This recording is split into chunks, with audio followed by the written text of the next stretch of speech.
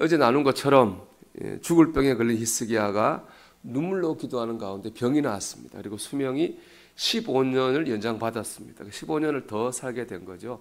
제가 이제 기도에 대한 책을 읽은 책이 있는데 그 책을 보니까 히스기야의 이 15년 연장받은 걸 보면서 뭐라고 하느냐, 히스기야가 그때 치유받지 못하고 죽는 게 나을 뻔했다. 그런 그 책 제목이 예스보다 나은 응답 노예요. 그게 그런 내용이 있습니다. 그렇게 말한 이유는 왜 그러냐 하면은 히스기야가 병이 나은 다음에 삶이 좋지 못했기 때문에 그렇습니다. 차라리 안 나았을 뻔했다라는 얘기를 하는 겁니다. 말씀을 보면 하나님의 은혜로 병 고침을 받은 히스기야는 나라를 크게 번창시킵니다. 나라도 부자가 됩니다.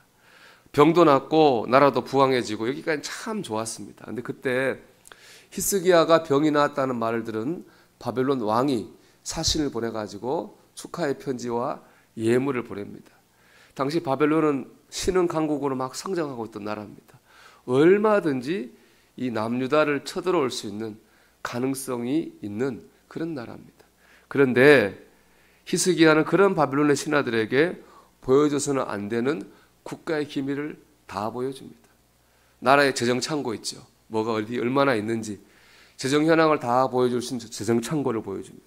거기다가 어떤 무기가 어느 만큼 있는지 그 군사 무기를 저장하는 저장고에 다 보여줍니다. 재정 비밀과 군사 비밀을 다 보여줘요. 이것 때문에 나중에 바벨론이 남유다를 멸망시키는데 아주 중요한 도움을 줍니다. 간첩이나 할 만한 일을 왕이 했습니다. 큰 실수를 했죠. 왕이 이렇게 히스기야 왕이 실수한 이유에 대해 성경은 교만 때문이다 이렇게 말씀을 하고 있어요.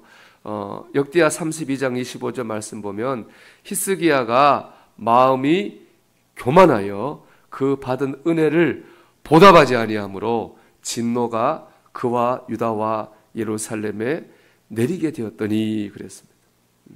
히스기야의 마음이 교만해졌어요. 그 다음에 그랬더니 어떻게 됐습니까? 받은 은혜를 보답하지 아니하였습니다. 받은 은혜를 보답하지 아니했다는 말은 받은 은혜에 걸맞은 반응을 하지 않았다 이런 뜻입니다. 그 결과 유다와 히스기야가 어떻게 됐습니까? 큰 하나님의 진노를 받게 됐다. 그렇게 말씀하고 있습니다. 받은 은혜에 합당한 삶을 살지 않았다는 것인데 구체적으로 역대하 32장 31절 보면은 바벨론의 사신들이 이적을 물을 때에 히스기야의 대답을 듣고 하나님이 히스기야를 떠났다 그랬습니다. 은혜의 반응을 잘못했다고 하는 건 바로 그때를 얘기하는 거죠. 바벨론의 신하들이 물었습니다. 어떻게 그 죽을 병을 어떻게 나았습니까? 어떻게 나라가 이렇게 잘 사라졌습니까? 그렇게 물은 거죠. 어떻게 대답했어야 됩니까? 다 하나님의 은혜입니다. 사실이 그렇잖아요. 하나님 은혜로 낳고 부가형이었거든요. 그럼 하나님을 높이고 하나님을 자랑했어야 되는데 히스기야는 교만한 마음에 자기가 가진 부와 자기가 가진 무기를 자랑했습니다. 자기를 높였습니다. 그때 하나님께서 히스기야를 떠나셨습니다. 히스기야가 받은 은혜에 합당하지 않은 반응을 보였기 때문에 그렇습니다. 저는 이 말씀이 주는 분명한 메시지가 있다고 생각합니다. 은혜, 시간, 그리고 책임 있는 삶입니다. 우리가 은혜를 받았다 해가지고 그 뒤에 삶이 저절로 잘 사라지는 거 아닙니다. 히스기야처럼 얼마든지 차라리 그 은혜 안 받으면 나을 뻔했다. 그렇게 잘못된 삶을 살 수 있습니다.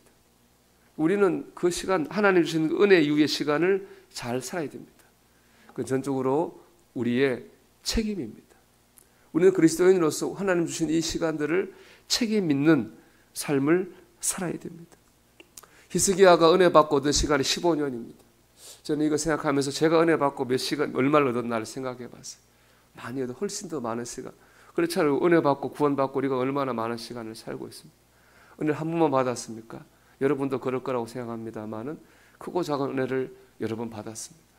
그 뒤에 내 삶이 어땠는가를 말씀을 통해 돌아보게 될 때 참 부끄러운 생각이, 두려운 생각이 들었습니다.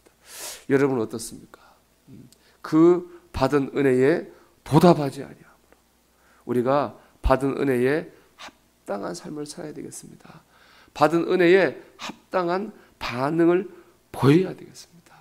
그래서 하나님께서 은혜 주시길 잘했다. 그런 마음을 가지게 하는 저와 여러분 되기를 축복합니다. 그러면서 적용할 수 있는 건 뭡니까? 자랑이죠. 히스기야는 자랑을 잘못했잖아요. 하나님을 자랑했어야 된다고요. 그렇죠? 그런데 자기를 자랑했어요.